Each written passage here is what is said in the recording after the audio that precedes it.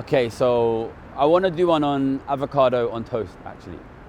No, that sounds like a joke, but I think actually this is an important issue that people need to understand. All right? So one thing that I've realized recently, and I'm sure people watching will have seen this, is a lot of newspapers running articles that saying, I gave up Starbucks and I gave up avocado on toast for 3 years, and then I bought this £500,000 flat. And the article was always like how I managed to buy this £500,000 flat in London, or how I managed to be mortgage free by the age of 35, this kind of thing. Like all stories about how young people managed to get this amazing property or managed to have no mortgage, right? And it's always, you know, I really scrimped and saved, I gave up avocado on toast, I stopped going to Starbucks, I bought my own packed lunch to work.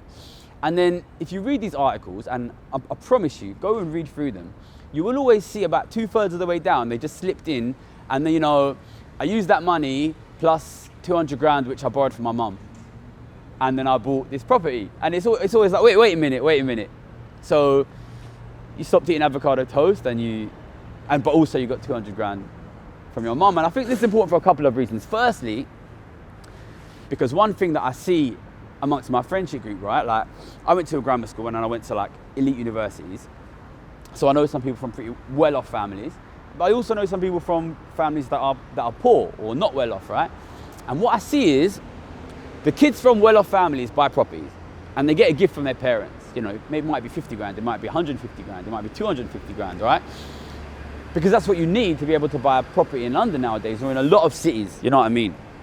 A lot of Australian cities are even worse. The amount of money you need to get a deposit. And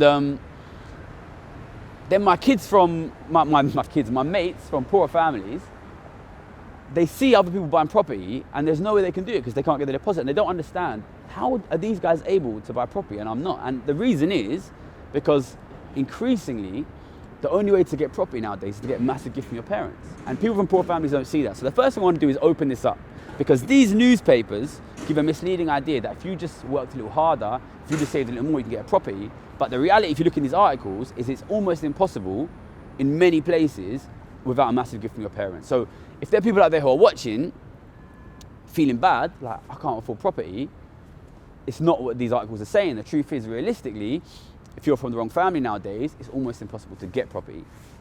That's the first thing. But the second thing is, I think it highlights a little bit something important about how economics in the media works, right? Like I did an interview the other day, and the person I was up against works for the IEA, Institute of Economic Affairs. Sounds really fancy, right? That's a think tank funded by billionaires. They pay people to go on the radio and say, don't tax billionaires. That's all it is, basically. And so much of the media is owned by billionaires. Times, owned by billionaires. The Sun, owned by billionaires. Talk Radio, owned by billionaires. The Daily Mail, owned by billionaires, right? So all of these newspapers and all of these radio stations, Sky News, owned by billionaires, they're all owned by billionaires. So obviously, they are going to send people out there to say, don't tax billionaires. And bear that in mind whenever you see what these newspapers say. But also, I think they want to give the impression that things are okay as they are. Because at the moment, they don't want things to change, because things as they are working super well for the billionaires. And at the moment, we have this situation in this country, and also in a lot of countries, where for older generations who own their own property, things look okay because the property prices have gone up. And I'll talk a lot about this in my video on housing. But for younger generations, they're in a situation where it's impossible for them to purchase property, and it's impossible for them to get financial security and to save up the assets you need to have a pension or to raise a family. But older people often don't see this. And as a result, they vote for parties which are not doing anything about supporting those people.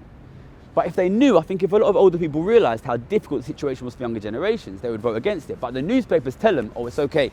As long as they pull their socks up, stop buying avocado toast, stop going to Starbucks, they'll be okay and get a property. But the reality of it is, increasingly, more and more families in this country, and in a lot of countries around the world, are unable to afford property. And these newspapers are giving a misleading idea, like it's just a problem of young people being silly, but it's not, because the average house price in London is like 600 grand now, and the average wage is like 30 grand. You know, you're gonna have to stop buying coffee for what, like 300 years or something. It's not gonna happen, right? So, yeah, you know, it's about avocado toast, but it's not about avocado toast. It's about understanding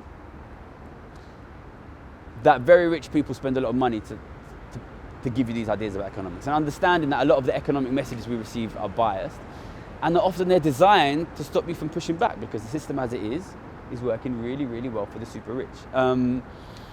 And yeah, you know, watch my other videos where we talk about inequality, the ones where we talk about how taxes are being raised on working people and not on the rich, like why is Rishi Sunak raising your taxes, watch What Is Wealth, and watch the housing video. But understand that we've got a serious problem here that will not get better unless we do something, and a lot of the people in power are not incentivized to do it. So if we want change, we're going to have to make it happen ourselves. So yeah, educate yourselves, watch my videos, share the message, and yeah, let's make things change. Right.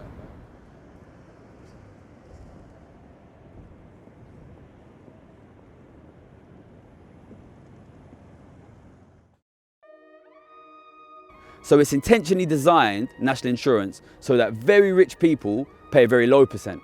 Wealth inequality pushes house prices up, money printing pushes house prices up, so house prices go through the roof. But at the same time, wealth inequality pushes wages down.